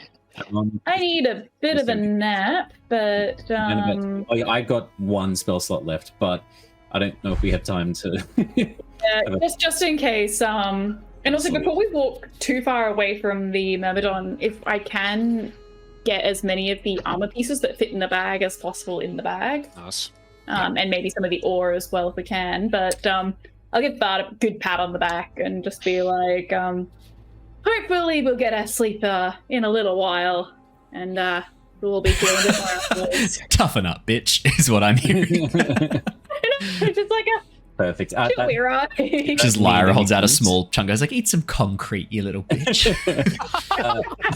I'd give you a berry if I could, but 15, but I don't want to I'm two off of max hit points, so I'm good now. Sweet. Lyra, add 5 pieces of, I'm going to call this like 5 pieces of damaged giant armor. Ooh, cool. Actually, as well as where we are, obviously, when this Myrmidon kind of came to life, is there anything else on this level, like in and around the forge, that's still... Yeah, there's so this forms like a massive hexagon around you. There's 6 other forges. Are they all identical to this, but are none there of them other with bodies? no other bodies. Oh, okay. But in the very center, there's a giant tube leading down to this enormous crucible in the very center of the room, and then channels that lead to each of these forge rooms around the edge of the thing. You are getting a little bit of deja vu in this room, Niles, and you realize what it reminds you of. It reminds you a little bit of the Giant Dream. This looks like when you went down into that secret underforge, each of those 6 work stages arranged in the hexagon. This looks very similar. It looks like this is a very common design for fire giants. This is their efficient forge design, where you have one central chamber for the molten metal to flow, and then 6 individual forges set up around the edge. And then probably above and below the same. Exactly. Yeah. This looks like a very common setup for fire giants.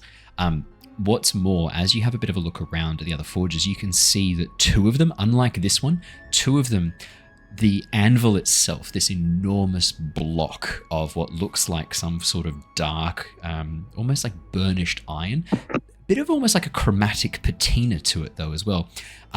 2 of them are glowing. There are rings of this spinning red energy just softly pulsing like a heartbeat in the center of 2 of these massive anvils. And you can trace the line of energy down into the floor and across to the wall. These like lengths of electrum wire glowing with this fiery red energy. Are they pulsing in time to the hammer beat? Yes, they are. There's a little bit of a delay because of the way sound's traveling, but it's the exact same beat. Cool. If the crystal that we're seeking is the power source for all this, it's bringing, it's the collection of the energy that's being brought across, and all of these wires are all connecting. If we follow the wires, like somehow figure out where it goes to on the other side of this wall, would it maybe lead us to where we're going? Well, yes, I used to be an electrician back in, yes, actually. Niles pulls out a hard hat, a clipboard. We're going to inspect this property. There's been some worrying signs, degradation. They haven't been built to last. As he pulls out a whole bunch of ball bearings and drops them on the ground, you watch as they roll to one corner and just shakes his head. Classic. It's on a lean. No, obviously not that happens. That might be a good idea. I would like to see what the hammering is first. Maybe they go in the same direction? We can take a second to see where these lead. Did you say they just lead into a walls or into the wall? The metal seems to, these wires seem to lead into the wall at the back of the volcano. But I mean, as you get there and begin to trace and follow, you can see that all of them converge again at the roof around this massive tube to the floor above and seem to pass through into the floor above. Oh, is there like a gap in the tube that goes up? Yeah, the tube is hollow and because there's no molten metal flowing down, because there's no access right now, the grate is actually shut at the bottom of the tube. But as you walk over towards it, give it a little knock, it seems hollow. You hear the sound of ringing, echoing metal. It looks like there is I guess, almost looks like a handprint on the side of the tube, a massive, giant-sized handprint, and in the very center, a small blue gemstone, right in the very center of this giant handprint. Can someone put their hand on it? I wonder if it reacts to the This is up on the ceiling, up near the vents. This is like the giant tube that comes down, so it's about 10 feet off the floor for you guys, in the center where this massive, it looks like some sort of like feeding duct for molten metal to power the forges. Cool. But could Niles or Bart reach it if they can fly up? If we have a moment, everyone, If Ember raises his hand up, Ember's like 6 foot plus an extra 2-3 feet for if you just jump, you can slap it. Yeah. Sorry for the armpit shot for those of you watching.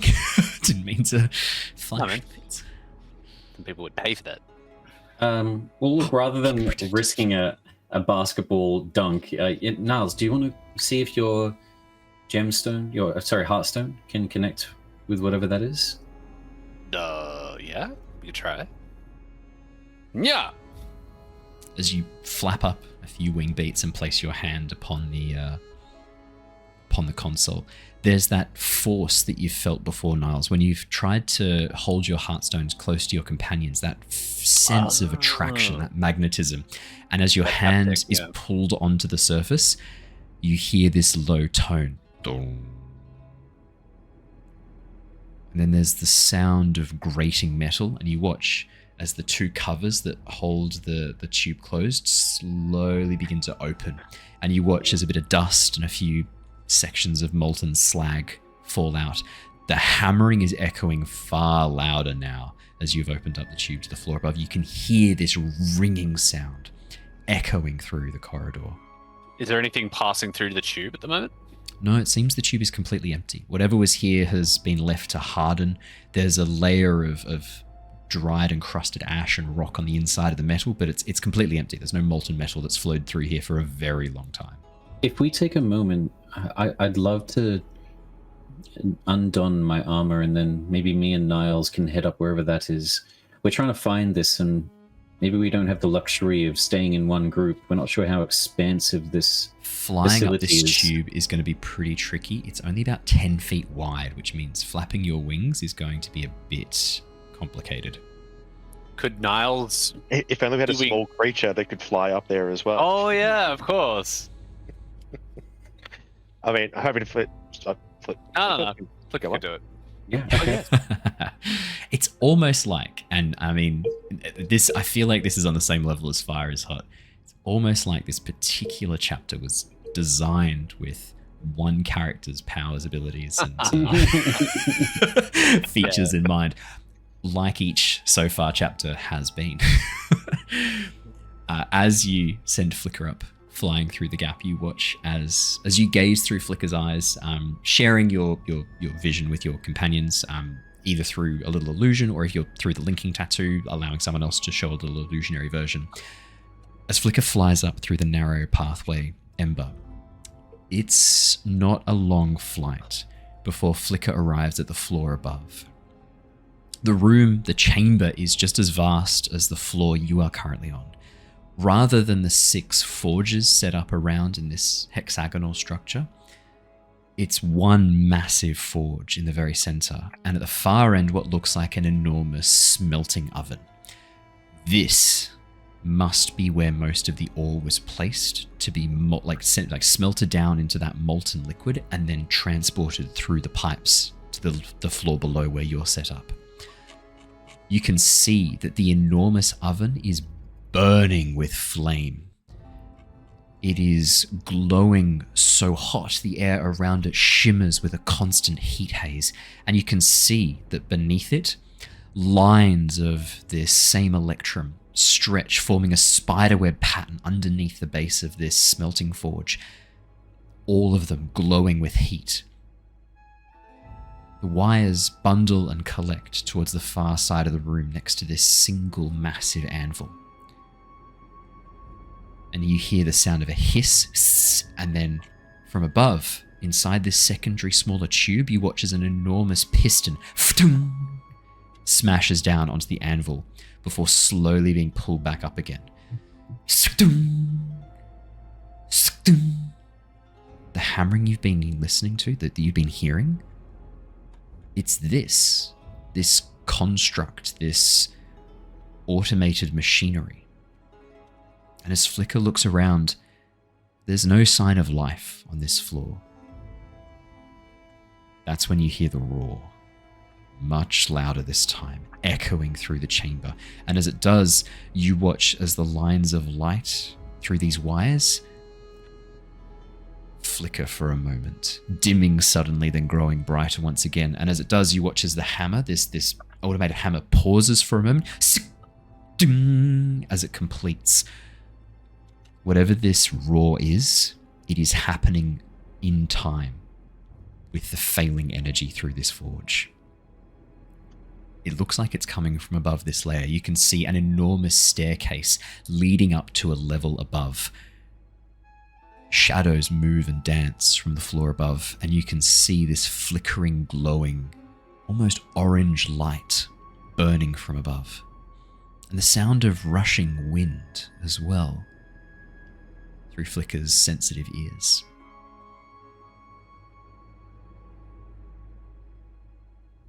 I mean, looking to everyone else, because I'm assuming we've shared this with each other, do we want to try and head up and investigate a bit more?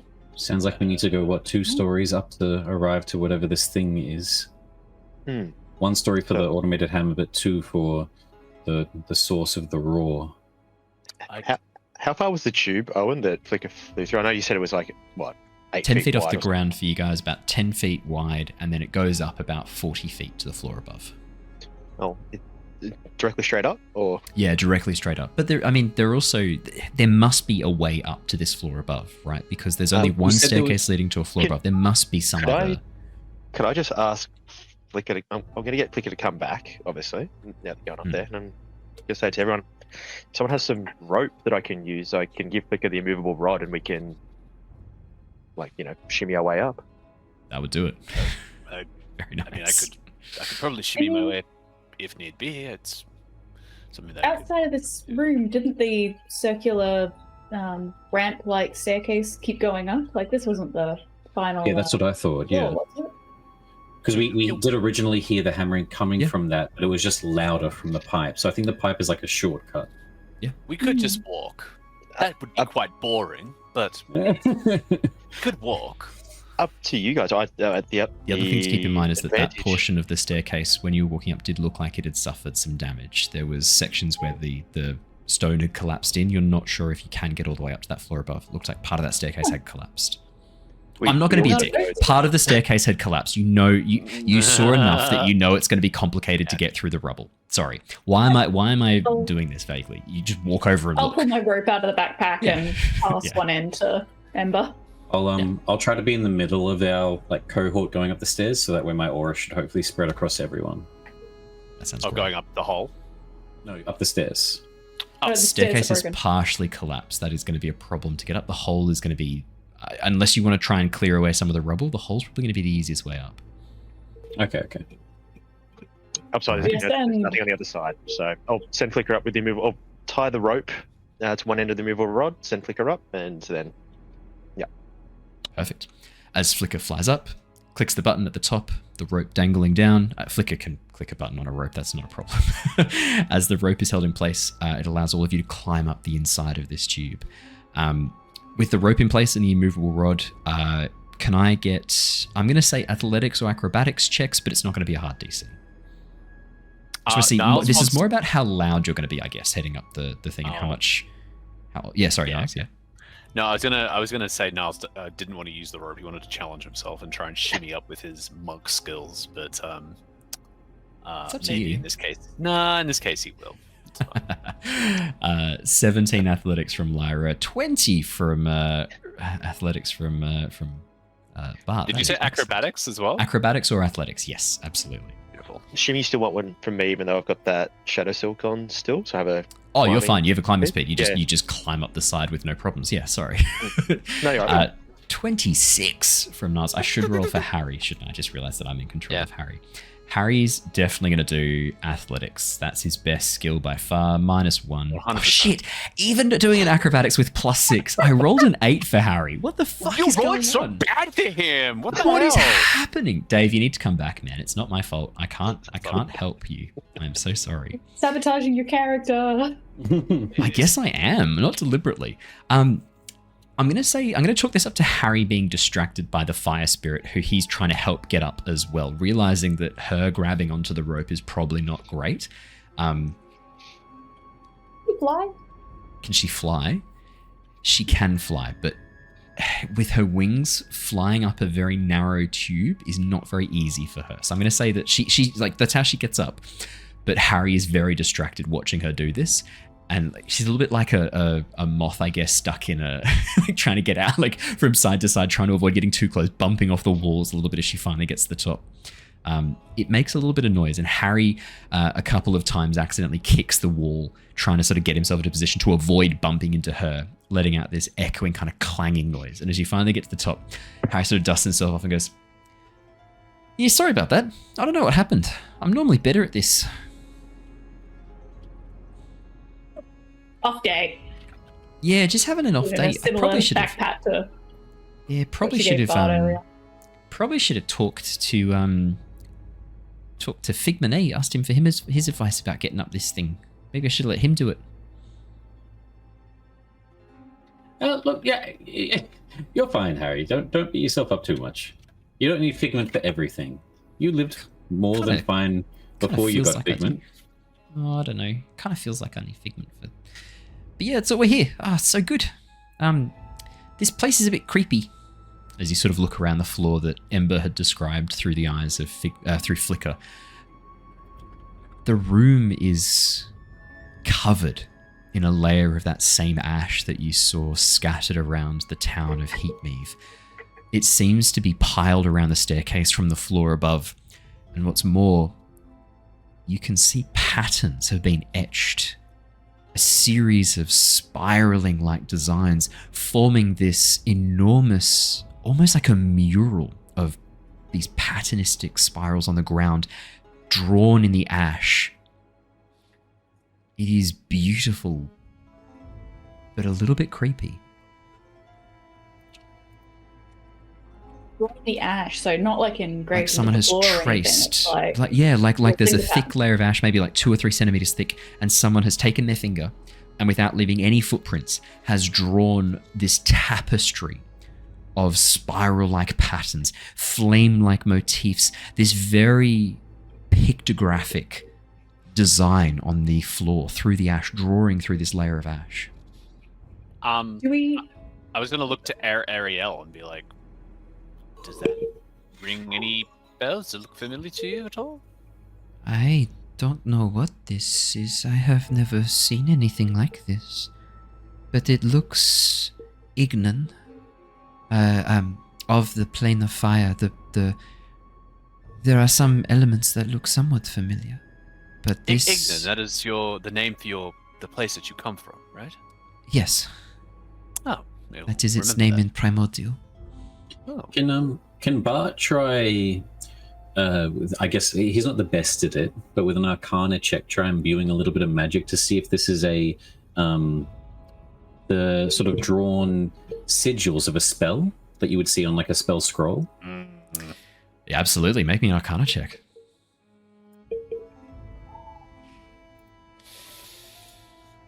Thank God, and a 18 plus 1 for a 19. But as you reach down very gingerly, place a single claw against one little tiny embossed section of this spiraling pattern, you watch as tendrils of fire flicker out from your claw and begin to fill in sections, flowing like a river of molten flame, lighting up the pattern. And as you pull your finger away, fire dies and burns out. This is absolutely some sort of spell effect etched into the floor, drawn into the ash. Is good or bad, and I don't have the magic to put into it, but this is the equation of a spell, something that mages or wizards would put onto a piece of paper for later casting. I don't know what it does, but it's not a drawing or writing. It's the components of arcane. I was gonna say, does it look familiar to anyone else, like from any of the dreams, maybe? From what we saw when we were in the forge? Like, and I was sort of wondering if it's reminiscent of any of the runes or anything that was sort of etched on the portals themselves. I paid attention to the giants more, so I was worried about lying. I didn't take a look around to the surroundings myself. It's not that familiar with anything you saw in the giant dreams. But it might be something your giant echoes might recognize. It's Ember. Ignan, right? Yeah. Hey, Yeah, I was going to say, if that's something I can tap into. Nick Doris, buddy, what does this mean? What? Where am I? Ember. Yeah, you're pretty well synchronized with your fire giant echo. You've been very much synchronized with Eldir for a while now. Could I get you to roll me? I'm gonna say this falls under the wisdom side of things, so either a wisdom check. Yeah, a wisdom check. Sure. That is a 17. 17. Ember, as you concentrate for a moment, closing your eyes, you feel Flicker nuzzle up to you, wrapping one wing around you, to sort of like cuddle close. As you feel that fire from Flicker's internal heartbeat, you dive deep into the memories of Eldir. It's a confusing jumble of images. You're not in a giant dream. You can't access the experiences and events clearly. But as you tap into Eldir's knowledge, there's a flicker of recognition looking at this pattern. Eldir had seen something very similar to this right before he died. So, let's share that with the group. I mean, I don't know exactly what this is, but I've seen it. But I don't know if this is a good or might be a bad omen. It feels like it's one of the last things that my fire giant saw before he passed. And looking around as well, and you said that this was all carved in ash on the It's ground. been Is that right? drawn into the ash, like someone takes a thin layer of sand and drawn patterns all through it. Yeah. Could I do a survival check to see if there's any other markings on the ground, footprints, anything like that I can recognize as well of what might have? 100%. Yeah, I'll take a survival for sure. Survival or perception, or investigation. Actually, that'd work too. Shit. 27, natural 20 again. Excellent. When it comes to looking at ash and stone and molten rock, if you ask me to know anything about anything, don't know it. But if I look at it, I will know what that he is. sees it. Yeah, I don't know. I see. Okay. I see. I see. That's funny. Ember. Maybe it's the connection with Eldir. Maybe it's your instincts kicking in here. There is something very off about this pattern drawn in the ash. It's still being drawn. You catch just out of the corner of your eye movement in the far side of the room, and you can see nothing. No creature, nothing in the air, just a heat shimmer from this enormous smelting forge. But a line is being pushed through the ash very slowly, imperceptibly slowly, as it is being pushed aside and parted, forming this enormous mural, this enormous tapestry of spells. And as the forge flickers, as you hear another roar from above, you watch as the movement pauses and then picks up a little bit faster as soon as the roar echoes. So seeing that movement, and I'm not seeing anything at all. I just know that I see an image of something that's... Yeah, okay. So if I cast my fairy fire to try and illuminate anything within that that area, would that... Yeah, I'll roll a dex save. What's your spell Thank save you. DC? Oh, 15. shit. You watch as you. What does your fairy fire look like? I did a description for it last time, but what would you? Let's get your description for it. So a lot of time, when I've done like healing spirit and stuff before, I've imagined it as kind of like fireflies essentially. So I imagine that similar to that area, it would kind of fill with. I don't know if it would actually be red, but maybe like a bluish light from like the tails of those, filling up that area or that cube of, what is it, 20 feet? I think it is. It's a big chunk, 20-foot sphere, I think. Yeah, 20 foot. Yeah, 20-foot cube. Then as it settles down, highlighting whatever the creatures or whatnot don't pass, I suppose. As the fairy fire flickers in place, this light blue, slight sort of like pinkish tinge at the edges of the blue flame, as it washes across, you see the outline of something begin to form. It's hard to make out what it is at first, a jumbled mass of limbs writhing, and then you realize this is some horrifying amalgamation.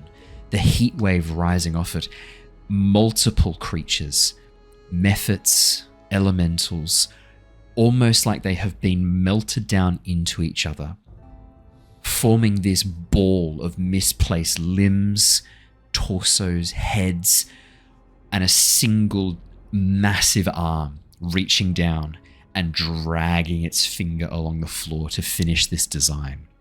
But as the fairy fire activates and covers this creature, you watch as some of the heads, mismatched mephit-like heads, rise and look towards you. And you hear, all of you hear, 8, 9, 10 voices all speak at once. Burn with us. Nah.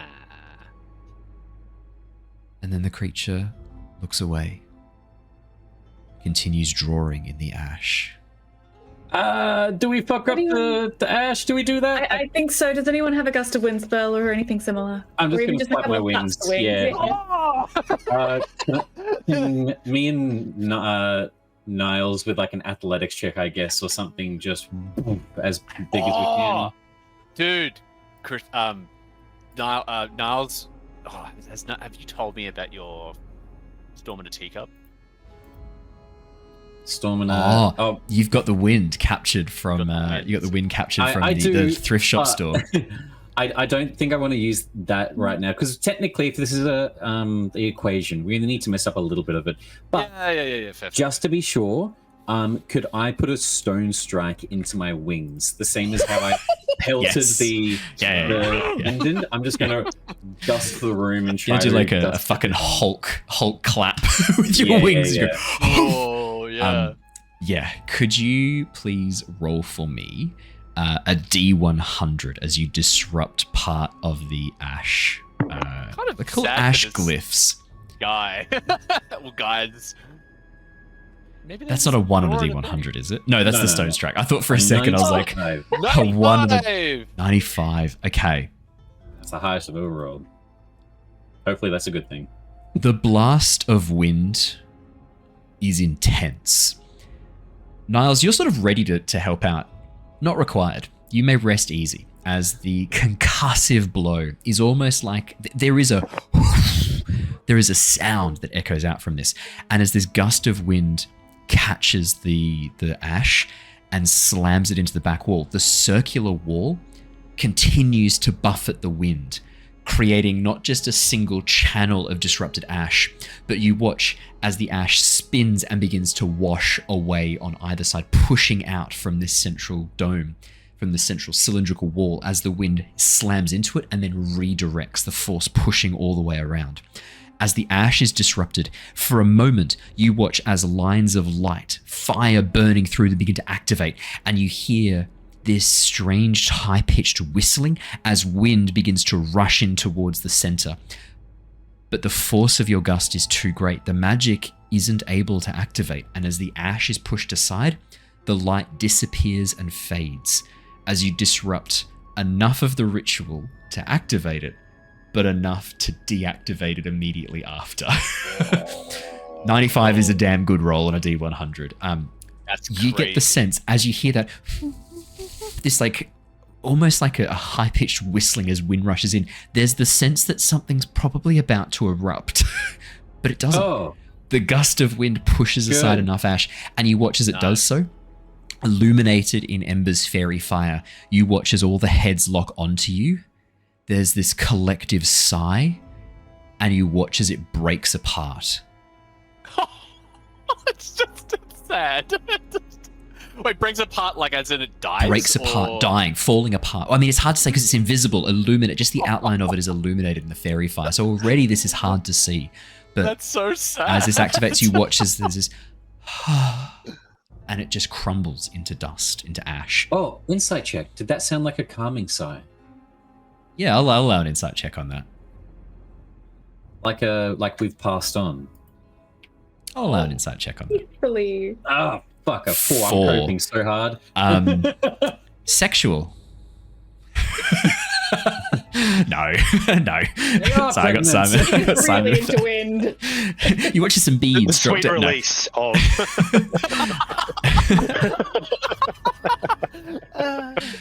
It's the tortoise. No, but hard to say. You're worried if there was. I mean, it sounded like pain. Niles with an 11 on the insight check. Hard to ascribe an emotion to it. There's multiple voices sighing all at once. Some of them sounded. There was this sense of like effort suddenly being given up. For others, it was this relief. One of them was surprise. It was like a, and then falls apart. These overlapping voices make it hard to kind of know what's going on. But as it happens, you watch as Alihel next to you sort of like blinks away for a moment, and you see a single burning tear roll down her cheek and evaporate as it disappears. Oh. I'm sorry. I'm sorry you had to see that. It is just hard. They were souls consumed by the Devourer. They were trying to, in their own way, to disrupt and break this. Those that felt anger became the Magma Methods, the Magma Myrmidon. These ones were trying to use magic to disrupt it, I think. I can't believe the Giants would create something like this for all the pain it has caused, simply for what? For energy? I just shake my head. You say the Giants did this. They know what they did? What they are doing? This Devourer is of them. Yes. Yes, they knew what they were doing. Why do you sound surprised by that? Do you know the Giants? I do not know much, but I had heard that the Giants were cultured, that they were brilliant, intelligent. Well, in some ways they are. They're very intelligent, but perhaps too intelligent. I guess their plan was to use the fire from your land. I think you said Ignan. They wanted to use your fire to help forge their own armor, tools, weapons, other items perhaps that they would use in their world, this world. Actually, yeah, I actually have a sample of it, and I'll pull out some of the enriched amanium. See, something like this. It's not a metal that's can be easily crafted. They needed the heat from your realm to forge it properly, and that's why they created this portal. They did not care for the byproduct, for what would actually affect you and your people. They just wanted to harness the energy that your realm has for their own benefit. You watch as she slowly nods, seeming to kind of understand a little bit more, and her expression changes from sadness to, I would say, resolute anger, Niles.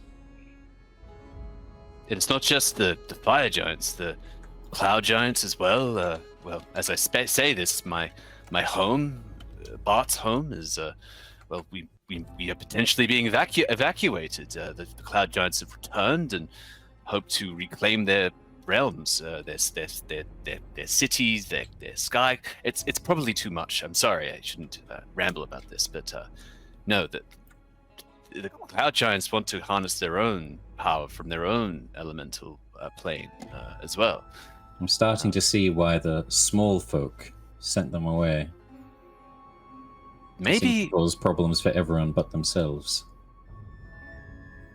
I had not considered that, Bart. That it was perhaps the small folk that sent the giants away. That's what they keep saying, isn't it? There's been some hints now. You've heard a few accounts that seem to indicate that the giants believe that the elves, dragons, and dwarves are partially responsible. The cloud giants specifically. Yeah. I mean, she outright. Yeah. She did mention that, yeah. But again, you have no idea who she is, what her motivations are. Yeah. Hard to know. Other than what we've already presumed that the cloud giants are, which is perhaps above everything else, right? Yeah. Yeah. Niles just kind of nods. It could be. Yeah, you might be right, but again, that roar echoes from above. No, with that pain, noise, agony. At the spinal level. Perfect. As you begin to make your way up the stairs to the floor above, you can see ash falling faster and faster. The light from above flickers momentarily and burns even brighter. And as you step out onto the floor above, you can see that you are much higher up in the volcano's caldera than you thought you were. About 200 feet above you, set into the top of the volcano, the ring burns. A vortex, a maelstrom of dark smoke, billowing flame and churning magma hovers impossibly in place. And ash falls from above.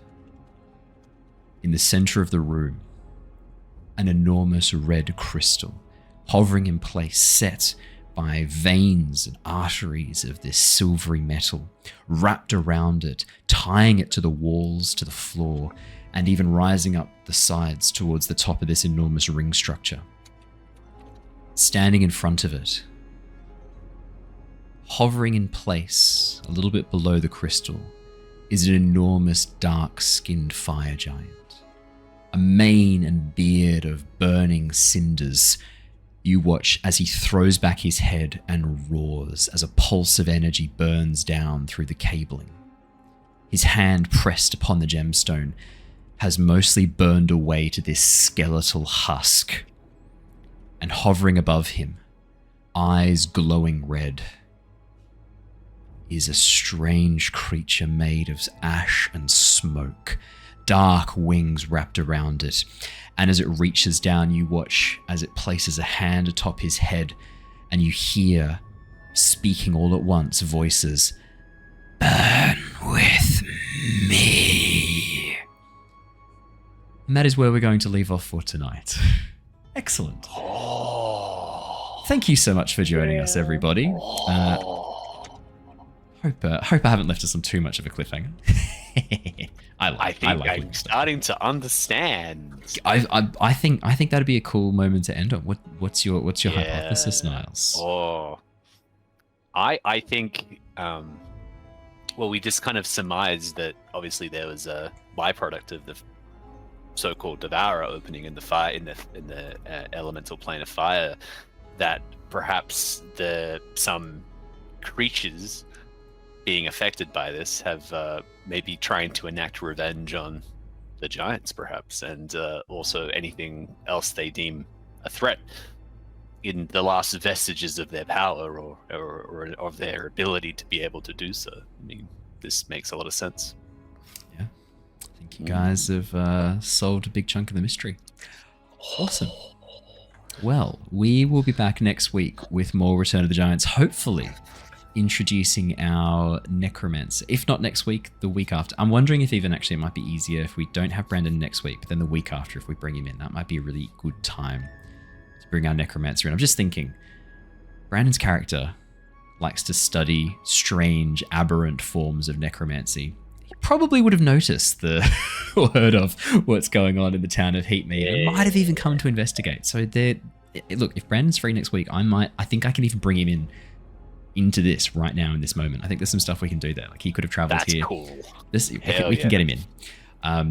Awesome. Brilliant. I think that's all we have time for tonight. So let me bring a raid across. We're going to go jump in and visit the Cuter, who are doing their Blossom Guild D&D campaign. I'll bring that raid across if you're watching us on Twitch. For those of you watching on YouTube or listening to the podcast, thank you so much. If you're watching on YouTube, hit that subscribe button. We're well on our way to 2,000 subs by the end of the year. I reckon we could even get there by October. If we do, I have something really, really fun planned as a special episode. So he's going to send some more screenshots of his armpits. I mean, I'm not, unless that works, in which case I'm doing that. Give the people what they want, Owen. Give the people what they want. So yeah, I mean, I guess it go both ways. Either subscribe and I will send you pictures of my armpits, or subscribe or I will send you pictures of my armpits. It works either way. So yeah, hit the subscribe button. It really, really helps us out. Leave a comment, hit the like button. All of those things help us out and help rein in the YouTube algorithm, which has been particularly horrific as of late. There was some updates to the way that YouTube displays stuff, and I think in revenge to what the Australian government are doing to rein in YouTube, they have been suppressing a lot of Australian videos from what I've seen. So fuck you. But that's all right. All good. We'll soldier on. We're not giving up. YouTube can't beat us. Awesome, everybody. Thank you so much. Stay safe and stay well. We will see you all again soon. And for those of you who want to join me tomorrow night on Twitch, I'll be live at about 5:30 p.m. Australian Eastern Standard Time. If any of you guys are free and want to jump in and play a multiplayer game, I'd love to. Let's do something fun. There's loads of good stuff. We'll do something fun. I'll keep you posted. Updates in the Discord. Thank you so much. Stay safe. Stay well. Goodbye. Bye. Bye.